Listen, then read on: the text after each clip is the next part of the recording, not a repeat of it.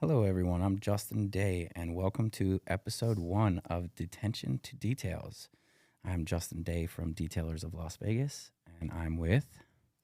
His mom, Donna Day. Today, we're just going to kind of go through an introduction to who we are and, well, kind of who I am, and I guess a little bit of the story of how I got from where I was to where I am now. Hopefully, we'll be able to provide a little bit of insight and foresight and hope. Yeah, not only for the kids that are going through this, boys and girls, but their parents too. For sure.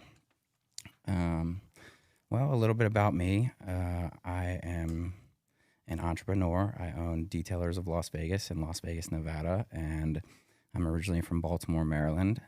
I've been detailing for over 20 years now. So we kind of want to go over, I guess, the start of that. Yeah. How that all began, huh? Yeah. Long road. Yeah. But let me start really quick because I want to say like how honored I am to be here on your first podcast.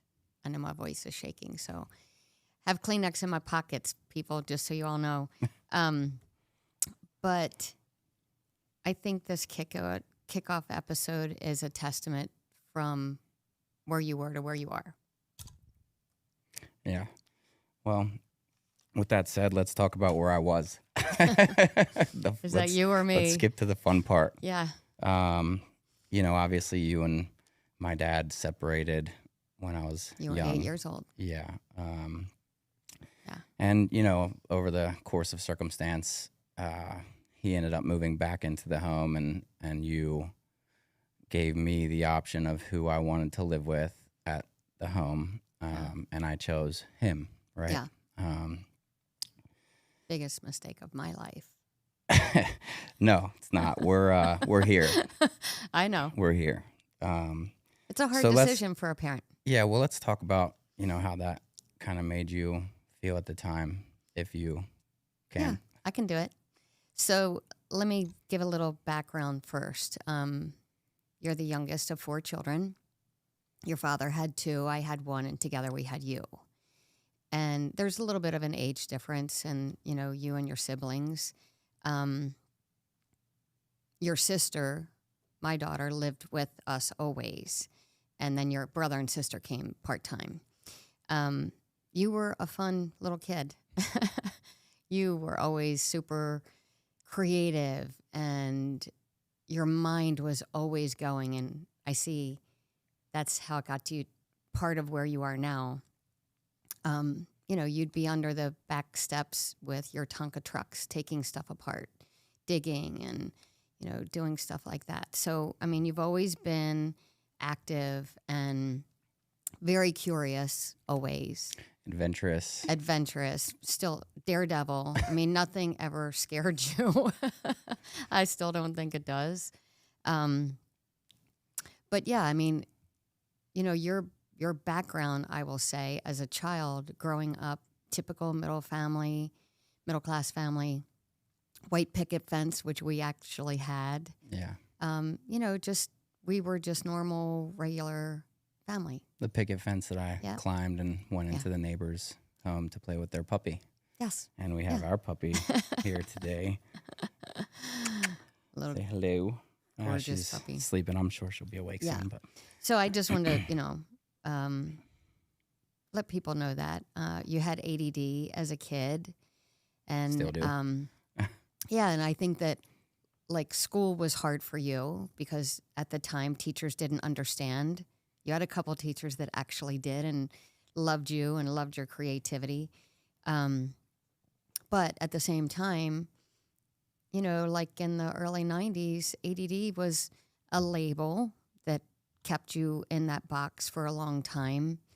And, so that's kind of growing up, Justin. Yeah, well, thinking about all that, I think back to, 6th grade, 7th grade when I started getting bad grades because I wasn't paying attention. Yeah. And then 8th grade, they decided to put me in the gifted and talented program, which I just completely grenaded because I had no focus or determination to do that. And then when they put me in the normal classes, I got straight A's because I was totally capable of doing it. And when the less work was there, I could Yeah. knock it out of the park. But that I didn't have the focus or drive to do the Yeah. bigger stuff The at the funny thing time. is, you are gifted and talented, but not in a classroom. Well, But they didn't know that. maybe Again, not you're at in a the desk. box, right? Yeah, You're in the maybe not box. on a desk. Mm-hmm. So, I was rebellious.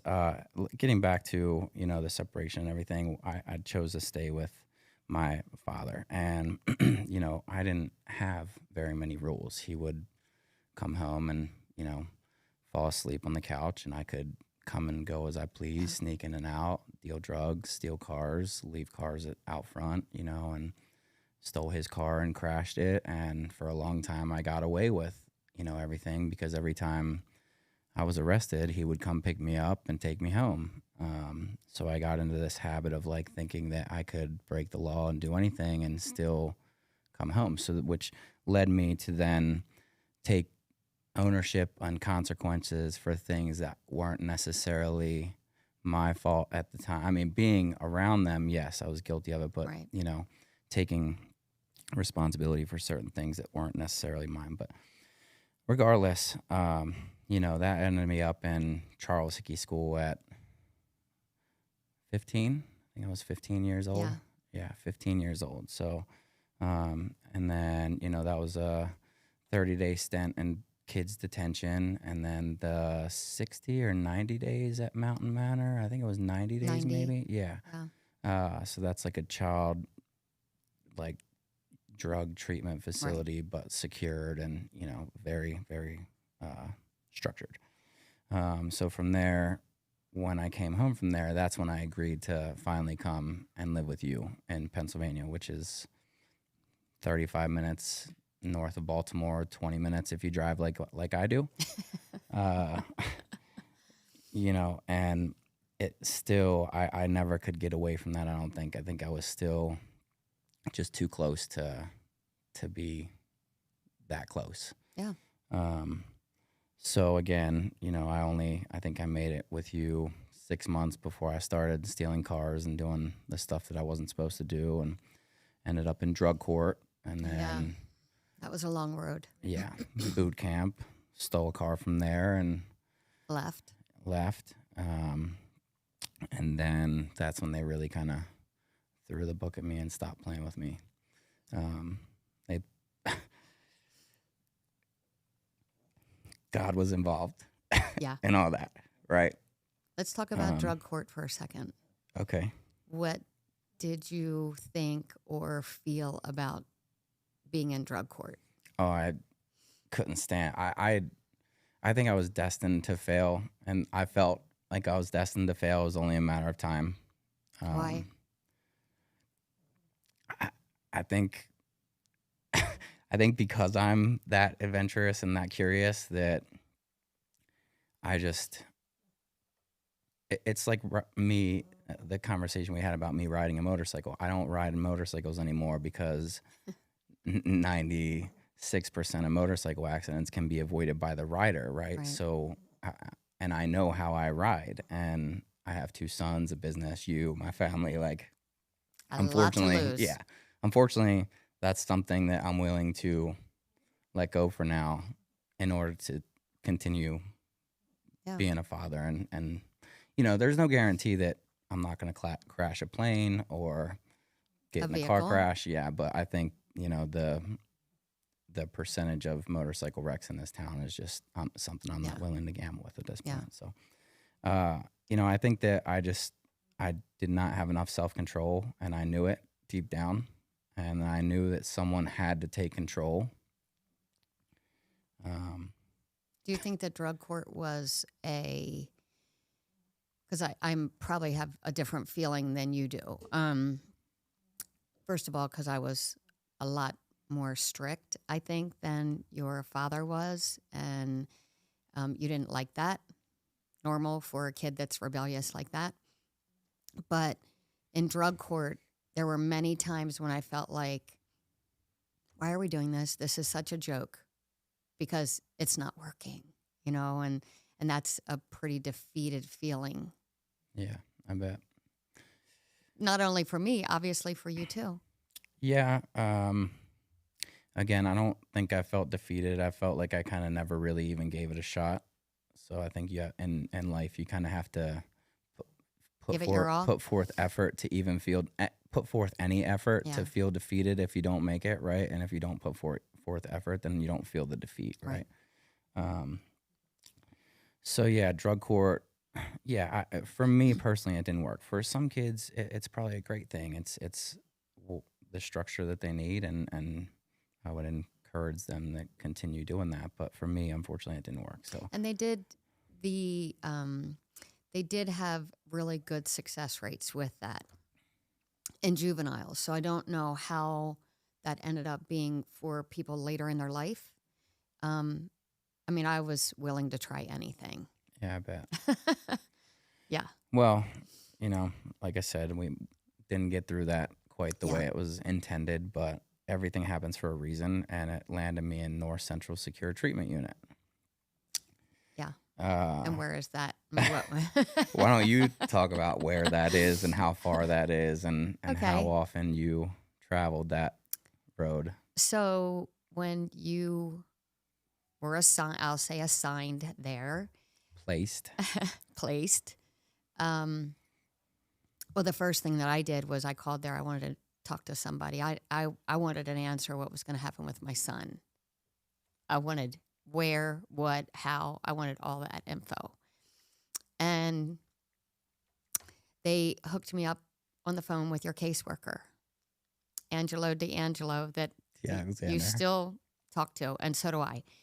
I remember him saying to me, "You're the only parent that's ever called ahead of time."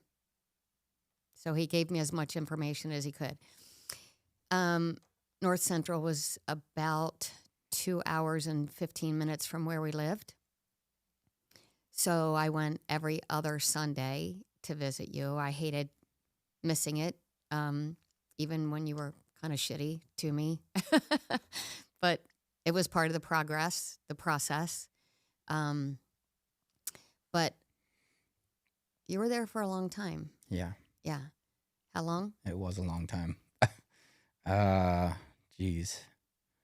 I think 18 months? 19 months, something Yeah. like that. Yeah. Yeah. Celebrated my 18th Yeah. birthday there. Yeah. Woke up there on my 19th birthday to only be released that day. Yeah. So I think that you learned some things, hopefully. No, not hopefully. I know you did because it shows now. Some things happened with you there that kind of led you or helped to lead you into, the next stage of your life. Why don't you talk about that a little bit? Yeah, well, not only did they have a really great wood shop. Do you remember all the things that I built? Like, I a think I still folding have a few. bench, like birdhouses, clocks. Yeah. Like it was, Yeah. and for a kid that's behind 2 razor wire 20-foot fences, like it was pretty special time that hour that I got, every day, every, school Yeah. day or whatever to do that. And I got my GED in there Yes, too. you did. So, it wasn't all bad. And, we did build lifelong relationships with Angelo and, other people as well, Mhm. and I got to experience things that I might not have experienced, right? Because towards the end of my stay there, they put me in community reintegration program, which was a farmhouse with, 5 other kids, I think. And how far in were you when that happened? Geez, I think that was, I was probably 5 months away from being released, I would say. Mm-hmm. Maybe 4 or 5 months. Because I worked, originally when they were listing all the jobs, I was trying to get the masonry job because that guy was gone all day long from like 6 a.m. till like 7 p.m., right? And anything to get me out. Yeah, just take me. I don't care. I'll work masonry, carry bricks. I don't care. Mix cement. But when I got there, someone was in that position. And the other positions that they had were a dietary worker at the state hospital, not for me. A dishwasher at Perkins, not for me, right? Somehow they placed me at Hawkins Collision Center, right? And to this day, I still don't understand how that all went down. You have a kid that has a history of stealing cars, and you put him in a body Put shop. keys in his hand Yeah, to right, move the car. right.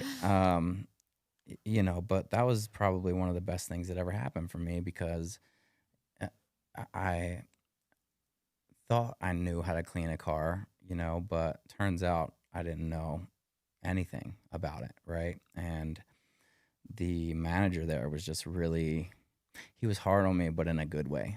And that's what I needed. How was he hard on you? Um, you know, like he'd say, Justin, clean this car inside and out. And, you know, I'd spend like an hour on an hour and a half, and I'd think that everything looked great and was great. And then he'd come back and he'd be like, you missed this, this. Do it again. And I'd be like, okay, all right, fine. Just don't send me back, right? Like, I'm sure you were like, what? well, yeah, I'm like, dude, I just spent an hour and a half there. I didn't see anything. So I spent the next 30 minutes going over everything that I already went over and totally missing the stuff that he had told me to get, right? And, you know, finally, I think one day he said, you know, why don't you act like this car is your car and sit in the driver's seat, and then get out of it and sit in the passenger seat and look around and see what you see as an occupant of this vehicle. Good advice. And then clean it. Well, that changed everything, right? Because now I looked at it not only as my own, but it was like, oh, it gave me a different insight on the whole thing. It's not me standing outside the car vacuuming. I'm actually getting in and seeing what they're seeing when, you know, they pick up the car.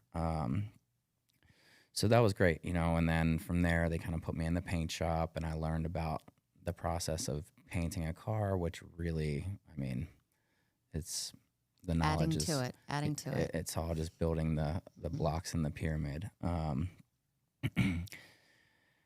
Ended up, you know, coming home on my 19th birthday. And What did you do that day? Do you remember? Yeah. So, are you talking about when I crashed your Maxima? Well, not really crashed. Well, when I pulled up to pick you up. Yeah. So I had gotten my learner. I think you took me straight to the DMV to get my learner's permit, I think, and then coming out of the DMV, you let me drive your brand new Maxima, and I like backed it into a curb or something. Well, actually, I picked you up, gave you the keys to my new Maxima. Yeah. And we hadn't even left Danville yet. We stopped at the DMV there. Burger King or something. Oh, okay. And when you backed up, you hit a curb or something. It was like a parking block, I think. Yeah. But it only damaged the mud flap. But that was, you know, also a start. But I made you pay for it to fix it. And replace it. Yeah. So, but luckily I had, you know, gotten the job in a body shop, and, you know, was able to order the part, and, you know, started building my repertoire. Well, my first repertoire of tools, right? I had a small little top box. Oh my God, she's pushing the mic into me. She's falling asleep. Somebody's waking up. No, she's falling out. So yeah, that was good in a way, because, you know, that's what I was doing for money at the time, was taking cars apart, putting them back together, doing body work and painting and stuff. You did pass your test first time. Of course. Yeah, of course. Yeah, so that brings us kind of to, I guess, really like when I moved to Ocean City, huh?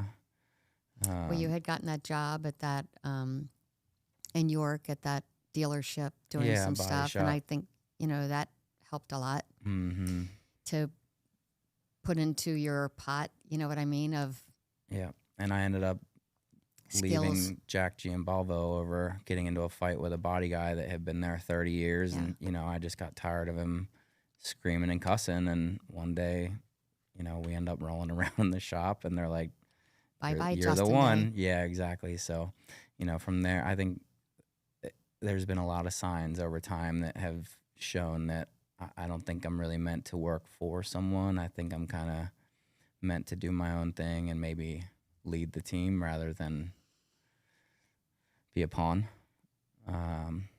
So yeah, anyways. So how did you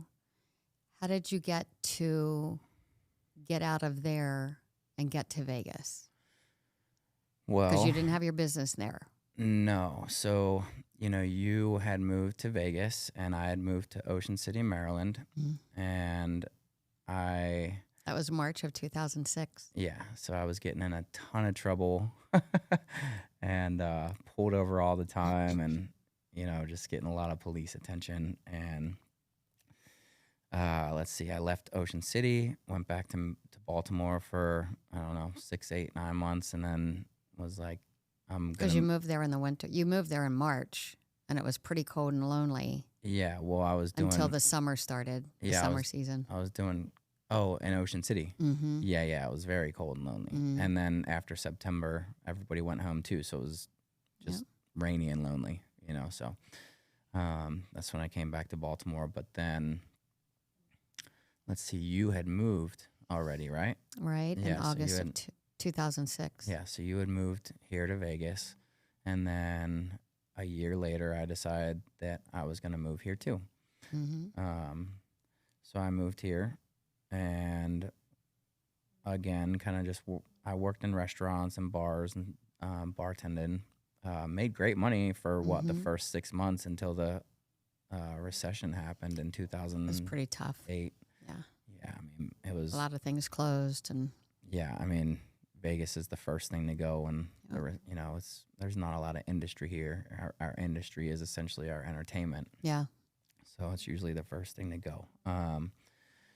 So from there, moved back for a year, worked in a body shop there as an estimator, and that was really great because just getting to look at part schematics and picking parts out and saying, looking at a car, saying, oh, okay, this is damaged, this needs to be replaced, and sourcing the part and getting the part delivered and to the body tech, right? So that was kind of where I finally got in the office portion and learned the inner workings of how it all happens. Instead of the physical doing. Instead of actually doing the work, right? Which was also really great, right? Because I remember working there. It was in Dundalk, and I showed up my first day in a shirt and tie, and the owner was like, what are you doing? And I'm like, I'm just trying to I want to look good for people when they come in. It doesn't matter if the wood paneling on the wall is from the 50s. Like, I want them to feel good, So I remember I wore a collared shirt every single day to work there for, 6 months, I think. But at any rate, Baltimore wasn't for me, so I moved back, right? And I guess that's really shortly after when I really started the business, right? I had 2 boxers, dogs to support, and wanted to try to figure out how to start making a life on my own. So, which I think that you having, I remember when you, let me back up. I remember when you got Atlanta and me thinking like, oh my God, this poor dog is going to starve to death, but I think having her, the responsibility of having something that lives and breathes and depends on you probably changed a lot in you too. 100%. Yeah. 100%. Yeah. I mean, I remember coming home from North Central and they're like, don't get any pets, don't get any responsibilities, like get yourself a plant, if anything, and see if you can keep that alive. And you did do that. I think I killed the plant though. I kept the dog alive though. Right. The dog lived, the plant died. Right. Yeah, you didn't keep the plant alive. The plant doesn't give kisses or snuggle, it just provides oxygen, nothing we really need or anything. No, so Atlanta was great. She was a turning point for me where it really made me realize that I had to take care of something more than myself. Not just me. So, after living here and running the office in an automotive shop for, 6 months, probably. I think I decided then, I was like, I'm gonna start detailing, like, because I was enjoying cleaning my car, and it's rewarding, it's very rewarding, seeing your labor come together, and it's relatively quick, right? Like, it's within if you're washing a car, you can wash a car in 20 minutes, and it takes it from to right, and it's like, I think that's a big driving factor as to why I wanted to get back into it because I do like that instant gratification. It's not instant, but I like the gratification of seeing the difference in my work, right? And the praise also from the owner of that vehicle, because I bring something to you that's like, ugh, I don't even like this anymore. Right. And then I get it back and I'm like, oh, I love my car again. You Yeah. know, I mean, it's, that is a great feeling. I mean, and it's praise for you too. for sure. And it's encouragement to just keep doing what I'm doing, right? I mean, I can't tell you how many times people have brought me car like, yeah, like I'm gonna get rid of this and get something new, and they picked it up and they're like, I think I'm gonna keep this. Actually, this looks really, really beautiful. Yeah. So that was a slow start, right? A very slow start in the back of a 1983 Mazda B2000. I mean, the thing couldn't even go up hills. I had to get out and like run next to it. I'm surprised that it even started in the morning. Yeah, no kidding. But then, I bought that, I think it was an 89 Ford Ranger out of the desert. I was like just sitting in the desert, blowing tires, and got that opportunity. And from there, I kind of, got the water tank and pressure washer and everything kind of set up so it was standalone, right? Yeah. And at the time, I was really into motorcycles, so I focused mostly on them. Yeah, I tried to find my niche, and I think I really did at the time. I was severely undercharging, but a lot of people learned who I was and what my work was got about. Your name out for sure. So yeah, so that's the beginning of it, and then we ended up. I had JD. We had JD in 2014. My son was born. Do you think there was a turning point prior to that, like from working in the shop, not your shop, but when you moved here, and to, well, maybe actually from being in Baltimore and then coming here? Did you have a turning point, or was it because I moved here?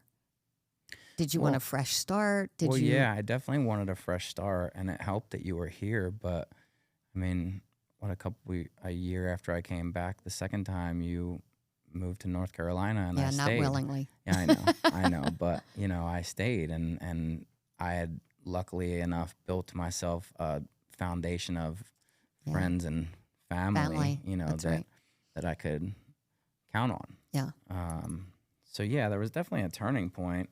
And letting go of Baltimore altogether, like knowing that, it's not having one foot on the East Coast and one foot on the West. Yeah, like just being there for that last year was like, this is not what I want. Right. Like, this is not what I want at all. I want to go back out and be adventurous and explore and start something new. That's pretty brave, Justin, because not everybody does that. A lot of people stay in their zip code. Yeah, but I mean, granted, I don't think I would have if you hadn't either. So it was pretty brave of you to do that also. You guys moved here with no one really. No, right. Yeah, I mean, I feel like one you just friend opened up a book and we're like, oh, we're moving to Vegas. Yeah. No, but that's probably the best thing that you've ever done too. It's definitely the bravest thing that I've ever done. Yeah. But it's a great big world out there. For sure. Yeah, you don't realize until you get out of the city limits. Yeah. And away from the people that, like for you, for the people that were your boys, you used to say that a lot. My boys, they have my back. And I would say, who has your back? It's not them, right? Because as you continued to grow and evolve into the person that you're going to be, they stayed where they were. Yeah, for sure. So, yeah, it was very brave of you. Yeah, and I don't talk to any of them anymore. I mean, you have nothing in common anymore. No, for sure. Right. There's nothing in common. Yeah. So you started your business here. You have the little Ford truck. It's hot as hell, middle of summer. No AC. Nope. Yeah, not in there. How did you deal with that? I mean, how did you find people? What did you do? How did you do that in the beginning? Facebook was just coming into play. So I tried to join as many of like the motorcycle groups and involve myself in as many of like the motorcycle events. And, I had done work for Carter Power Sports because we had that connection with them. And Mm-hmm. um, I think it was very slow because it was organic. I think I might have made up flyers or something like that, Mm-hmm. but it was pretty much word of mouth, right? And I tried to talk to as many people as I could, and I tried to introduce myself as many people as I could. And rather than sell them my services, I would just like them to think, hey, he seems like a nice guy, and from there, then they find out, oh, he details motorcycles. Well, he Yeah. seems like a nice guy. Maybe I can trust him to do my bike because, I mean, obviously motorcycles have come a long way, but when I started doing this, I mean, a lot of people were like, "You wash a motorcycle with water?" I'm like, "Well, have you ever ridden it in the rain? Like, it's not gonna shut off. Like, It's these not things gonna were hurt just, it. yeah, Yeah. it's fine. Like, don't worry." And so that my knowledge in paint and parts and what can get wet and can't get wet and all that really played a factor as well. I mean, but Yeah. you know um, it was very slow. I made just enough to pay my rent and Barely. yeah, Yeah. and pay my 3-month late cell phone bill, and I didn't have the drive to push like I do today at all. So along comes your son in Yeah. January of 14. How did that change your life? Well, I thought a dog was a lot of responsibility. um, obviously his mom and I weren't really together when JD was born, right? Um, but the day he was born, I dropped everything. And any girls that I was seeing, anything. And I don't know if you remember, but I was dating that girl, Roxy, and she's Mm-hmm. like, I'm going to Thailand and Nepal and I'm Mm-hmm. going backpacking and I want you to come with me. And I'm like, I have a baby. Like, I have a baby. And she's like, well, then, I want to go and do that. And she did and has Yeah. She lived the did. most amazing life. And Yeah. just following her on Instagram is, I'm not mad or jealous or bitter. I feel great that she went and did it. And, it just wasn't for me. And, I get to be a dad, which is pretty awesome. Yeah, it's a big gift, and you're a really good dad. Yeah, well, I try. Um, yeah, so there were setbacks as far as the heat. It was very hot here, no AC. But when JD was born, it really put me in gear to try to figure things out, right?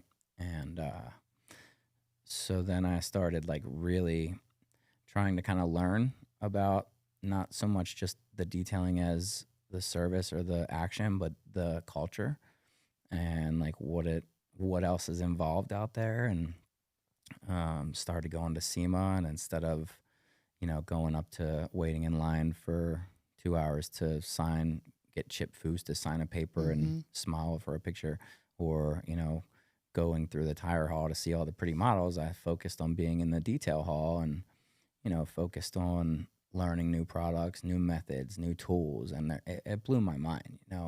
It was in the early stages of like the detailing stuff really coming out at SEMA. Yeah. But yeah, so I mean, definitely there was a considerate push there because I mean at that point I was no longer renting a room from someone. I was paying my own rent in an apartment, and Yeah. all the bills that were associated with that and stuff. Um, but I don't think the real turning point was until the original custody battle with Right. JD's mom. Yeah. Yeah, that like when I remember that day very very vividly, and you know Yeah, it was right before Christmas. yeah, the police had come and they're like, you can't stay here or whatever. And I'm like, well, what do you mean? Like, my son's in there. Well, you can't stay here. You have to leave. And I was like, okay. I remember going pulling my camper out from storage, going to Red Rock Campground and just unloading, Yeah. unpacking it and going inside and just laying in the bed and just like sobbing. Like, what am I going to do? I don't know That when was I'm a going to pretty low see. time. I don't know when I'm going to see my son again. I have no idea. And something in my head said, then get up and go do something about it. And you did. Yeah. What did you do? Well, I went to the courthouse, to the self-help room, and asked how to file for custody of my son. An emergency hearing. Yeah. Yeah. Yep. So we got an emergency hearing, and let's see. I want to say all that stuff happened around like the 17th, maybe, or the 14th, or something. And Yeah, I think we you got were out on the 16th yeah, and then we of got December. and then we got a hearing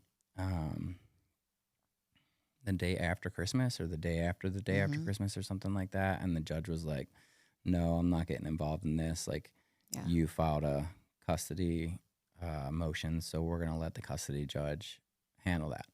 So they pushed it off to January 13th, my son's first birthday. And meanwhile, you hadn't seen him since I hadn't seen him the in police like 28 escorted you days. out the door. Yeah, in about 28 days. And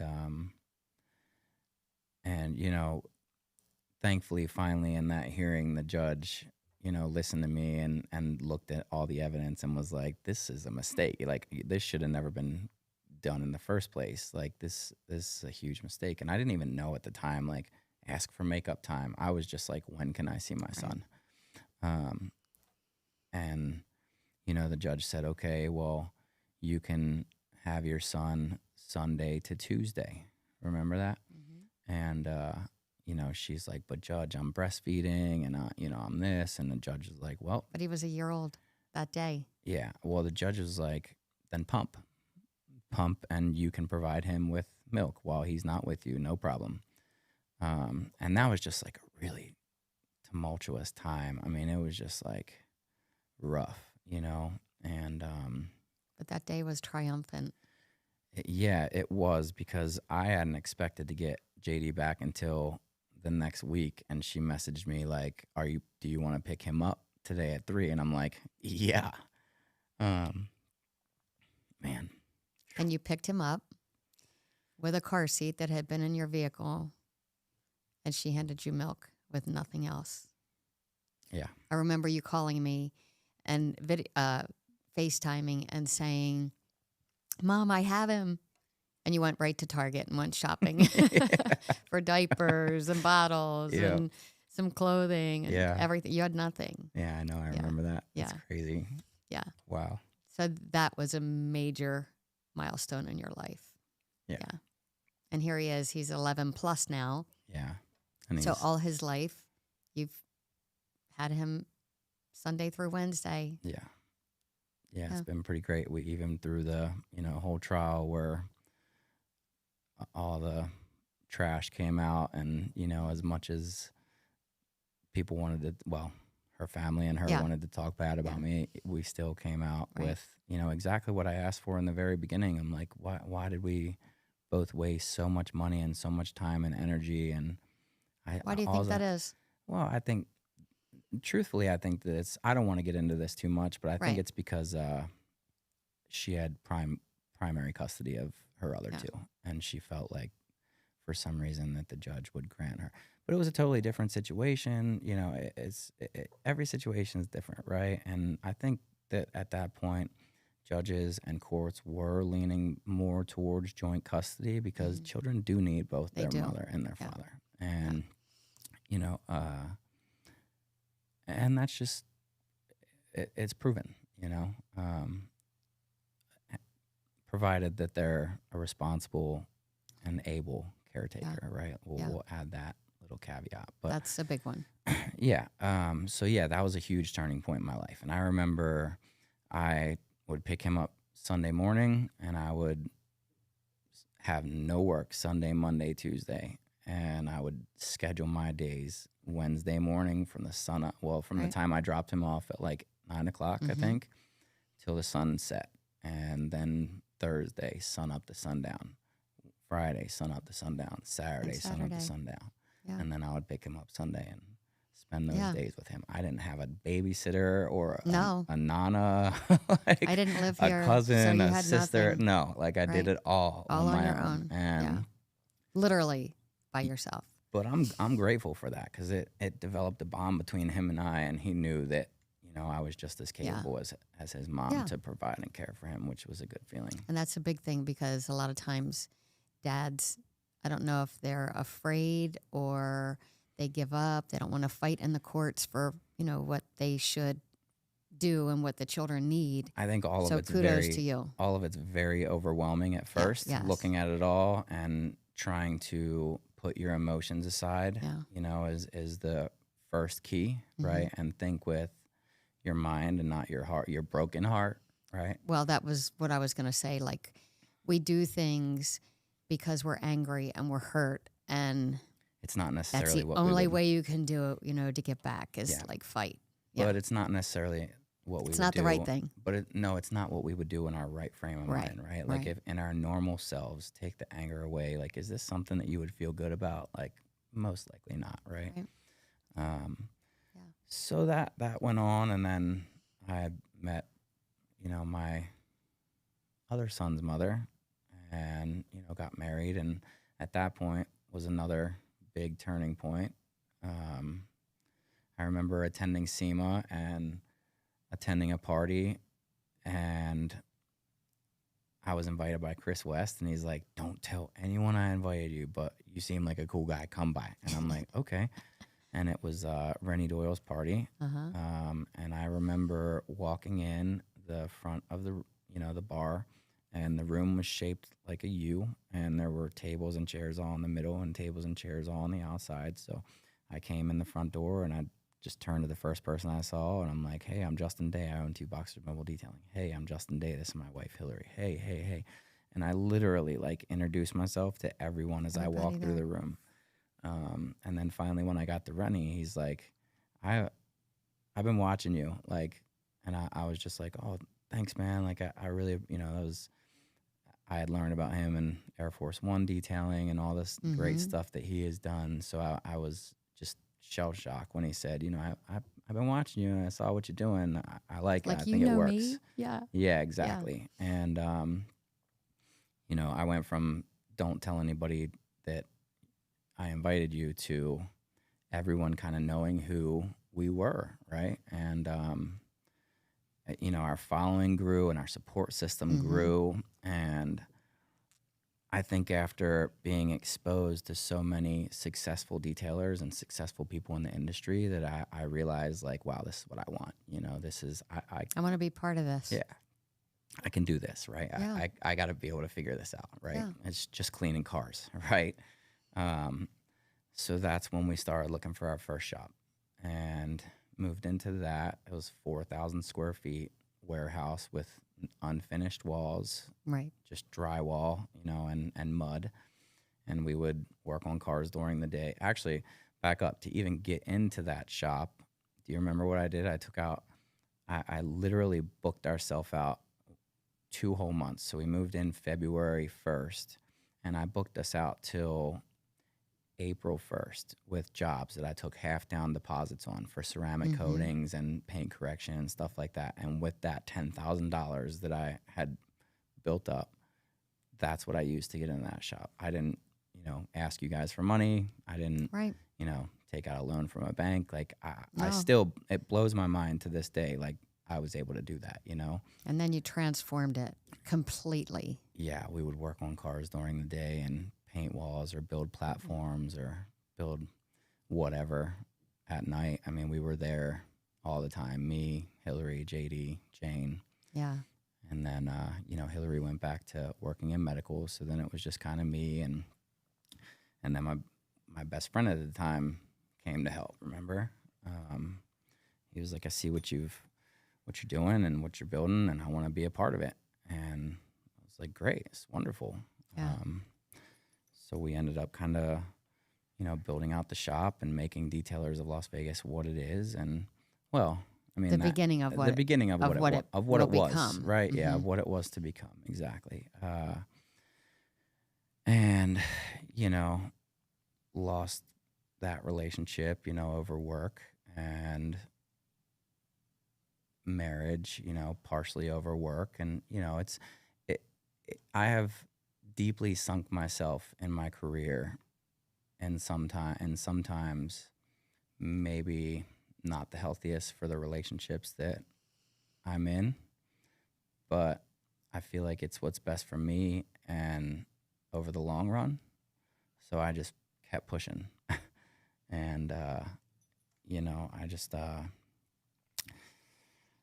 kept pushing. That's all I could do. So was it success when, from the very beginning when you moved into the shop? No. No, I mean, it was, I will say that I wouldn't say it as success, but I was able to fill the month of April in those 2 months, that we were working on cars, February and March, right? And we were able to attend trainings and Mobile Tech Expo. And, Rennie's party had inspired us to start our Detailers of Las Vegas kickoff SEMA party, right? Mm-hmm. And that's one of our favorite times of the year, for sure. For sure. You and I kind of go at it because we work together and butt heads. Yeah. Well, it's my ADD and your extreme focus of like, we need to get this done. And I'm like, okay, I'm starting on that. Don't worry. And, the next week you're like, did you get that done? And I'm like, I'll do it today. And then the next week, it's just tomorrow. It happens though. Yeah, it happens. It all happens. Eventually. Yeah. Thank you. We have built like such a great team around that event. I think that it just, it's become, and everybody loves it. Yeah. It's become really seamless. Yeah. And, it's as long as you stay out of my way. Yeah. Do you remember you would come and get me, Justin, it's time to do giveaways. And I'm like, yeah, I'll be right back. Right. There's a squirrel. Yeah, I know, for real. But it is a lot of fun. And everybody, so many people in that industry look forward to it. And I don't remember if it was last year or the year before, you said, I'm not doing it. And people, starting in February, like, are you having your party? Are you having your party? And it's not an option at this point. So well, I was going through a divorce, and, that was primary, I guess, in what was going on in my brain. And I just wanted a release somehow, and of all the responsibility, because, moving into that shop then turned me into a tech / office manager / salesperson / marketing person / photographer / social media. It's a lot. Yeah, and it is a lot. And then you still have to like compartmentalize that and go home and be a dad and a husband. And I think for a lot of guys it's really difficult, and especially I think for couples that work together. I think that didn't work at all. Yeah, I think that's really difficult because you don't have your own safe space. You have your workspace where work is work, and then you have your time at home where stuff from work carries over, and you're thinking about the next day, talking about the next day, and you just don't get that break ever. There's no break. Mm-hmm. Right. So I think that really took a toll. Moving forward, that's not something that I would ever really want to do again, at least not every single day, Right. Working together, you mean? Yeah. I totally agree. Right. Totally. Were there times when you were at the first shop that you thought, I can't do this. I'm so overwhelmed. It's so expensive, because I know the rent there was so high. Every single month around like the 27th, 28th. Okay. I mean, at times, not every month. But what made you keep going? Thinking about what else am I going to do? What am I going to do? Go work in a body shop somewhere, or go work at someone else's detail company? Like, what are your other options at this point? And I don't think at that point in the other shop I had any other options.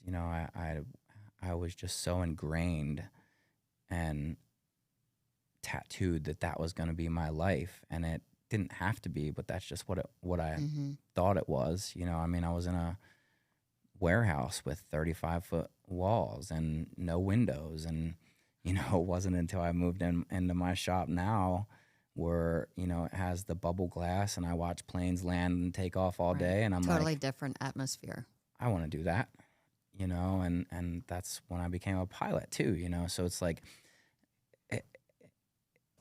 everything happens for a reason, and I thought that the reason that I was moving out of that shop was because it was month to month rent, and the building was for sale, and it could sell at any time. And but the reality was is that God had a different plan for me, and now by stepping out of that comfort zone, place that I had built 3 times over and changed things and painted walls and built structures, and it just didn't seem as important to keep it rather than have something that I knew that I would be able to keep at least for a set amount of time, and make that plan. And that's what moving into this building has given me. And we're coming up on 4 years in June. Yeah. Mm-hmm. So, and this building's changed a lot too, between Absolutely. like partners and how how it's all set up and everything. And I think now it really just works really great. I agree. Have the products, the detailing, the water, and I think this is the best setup so far, and I'm very happy. And it's beautiful. It's beautiful. Are there still days when you are a little nervous, or what are you doing now? What are you doing different now than what you did, when you first opened the shop? I have a relationship with God now, and I pray. I trust. I have faith. I get it. Because I don't really worry anymore like I did. That's huge. That's, especially growing up Catholic, we went to church, you went to Sunday school, we did sacraments, we did all that stuff. And I think that you have found a home in the church that we go to, and we know that it's okay not to be okay. We didn't know that before. It just sucked not being okay. Yeah. Right? Yeah. Yeah. And it sucked that we couldn't tell anyone that we weren't okay. Yeah. Yeah. So, with that said, what other things? You have 2 boys that you love and adore, and you had Jane that was by your side for all those years up until the end of February. And now you have this sweet baby girl that was born the same day that Jane passed. Yeah. How are you going to move forward? What's your goal? What do you want to do? Well, this podcast is, I think, the beginning of my next step. I want to create a situation like North Central created for me, and create a program for kids that are at risk or already incarcerated or at risk of becoming worse, that have some potential, and that have, I think the biggest thing for me when they would look around the room and say, one of you, maybe 2 might make it, I looked around and I thought about not only who is that other maybe person, but what is their family like? Mm-hmm. Do they have a supportive family? Are they going to go home to the same thing? Or are they going to be in this forever? And I knew that I wouldn't have to be in it forever because I had a supportive family, and I didn't want to go back to being away. I knew that I had potential and a gift to give, and I didn't know what, but I think now that I'm a little bit older and I look back on it, I realize that, all that happened so that maybe I can change someone's life moving forward. And you have to change people, places, and things. Yeah. In the process. Yeah. Not just one, not 2, all of them. All of them. Yeah. Yeah.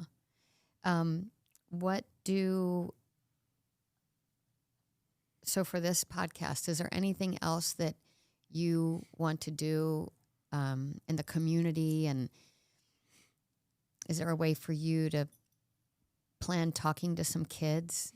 Yeah, so that's the next step, is to start reaching out to, facilities where placements, detentions, and I want to get in front of these kids and show them that there can be a better way. You can change your life. Nothing is set in stone. No. And we create our own future. You also had some amazing mentors along the way. Yeah. Not only Angelo, but Steve Firestone. And what was the phrase that he said to you all the time? To not make your problems my problems. Yeah.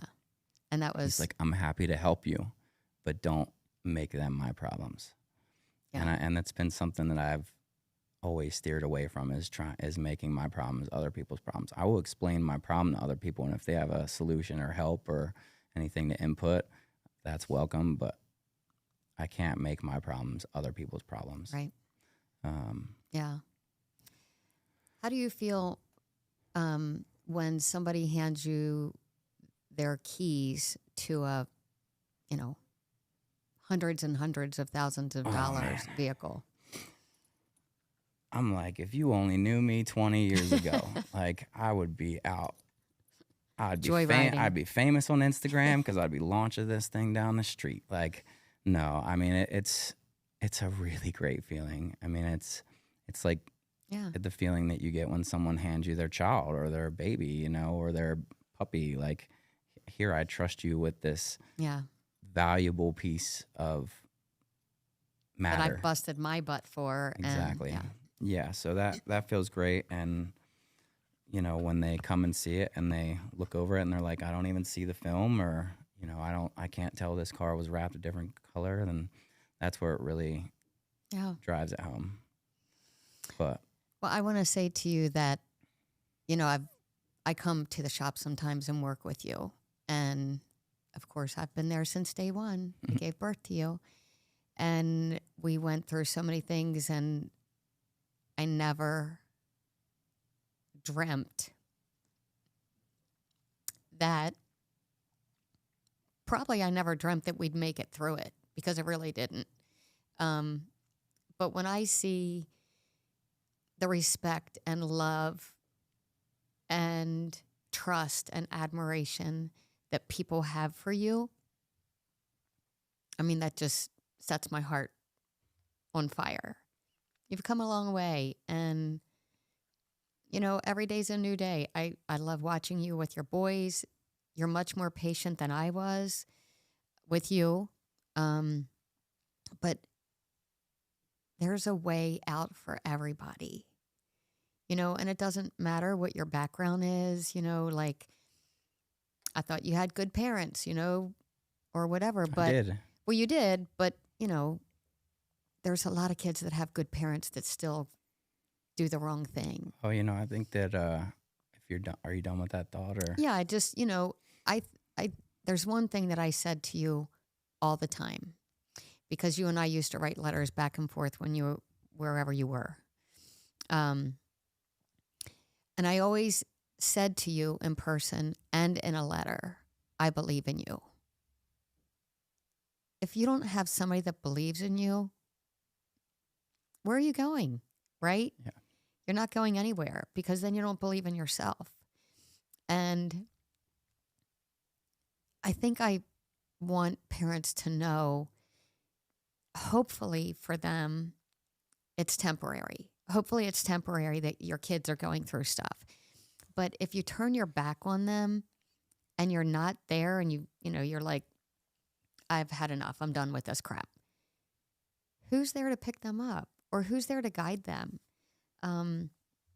So, I know that you do the same thing with your children, and I think that, or I hope that part of that is always in the back of your mind.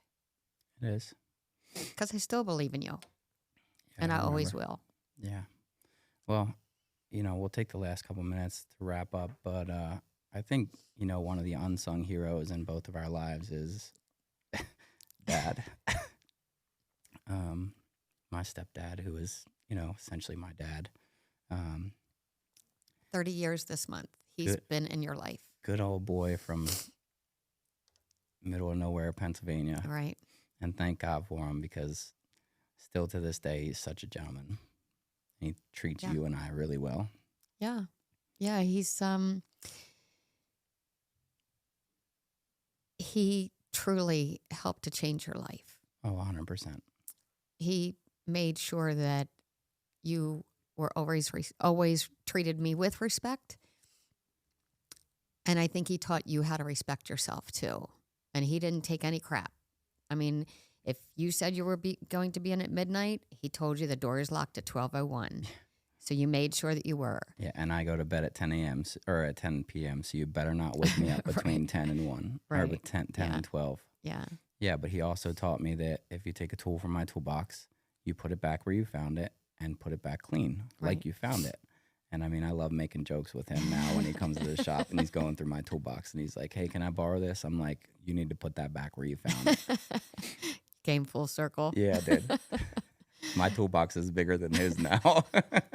He's like, take this, take this. I know. No, but again, mentors, people that come in your life. And, you know, I thank God for him every day. And I know you do too. Definitely. It's one of the things I'm most grateful for in mine and your life because he made a big change in yours too. Yeah, for sure. I think I'll keep him. Yeah, we'll keep him. All right, Mom. Well, we'll wrap up this first episode if there's nothing else. But I had a really great time, and thank you for the kind words. I love you. Yeah, and I didn't cry. That's really good. But good job, Justin. Keep being the person that you are.